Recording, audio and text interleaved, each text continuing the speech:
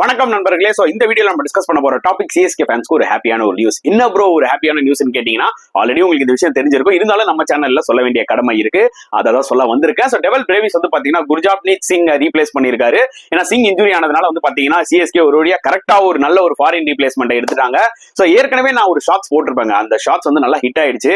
அதாவது எந்த ஃபாரின் பிளேயரை சிஎஸ்கே எடுக்கணும், அதாவது ரித்துராஜ் இன்ஜுரி ஆகும்போது நான் சொல்லியிருந்தேன். அதுக்கு பதில் ஆயுஷ் மாத்தேரை எடுத்துட்டாங்க. லக்கிலி இப்போ வந்து வேற ஒரு பிளேயர் இன்ஜுரி ஆனதுனால வந்து பாத்தீங்கன்னா அந்த ஒரு ஃபாரினர் பேலன்ஸ் இருந்ததுல அதை எடுக்க முடிஞ்சதுன்னு தான் நான் கண்டிப்பா சொல்லுவேன். சோ அதுல கெயில் மேயர்ஸ், டிம் சைஃபெட், டெவல் பிரேவிஸ் சொல்லியிருப்பேன். சோ ஒரு வழியா டெவல் பிரேவிஸ் எடுத்துட்டாங்க.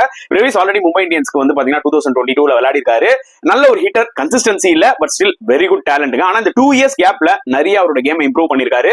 எம்ஐ கேப்டவுனுக்கு இந்த எஸ்ஐ T20ல வந்து பாத்தீங்கன்னா கலக்கினாரு. நான் அதை ஃபுல்லா கவர் பண்ண நிறைய பினிஷ் பண்ணி கொடுத்தாரு. நல்ல ஒரு ஹிட்டர் பிளஸ் ஆஃப் ஸ்பின்னர்ஸும் போடுவாரு. சிஎஸ்கேக்கு கண்டிப்பா டெவல் பிரேவிஸ் 11ல விளையாடியே ஆகணும். ஏன்னா ஒரு ஹிட்டர் மிடில் ஆர்டர்ல தேவை.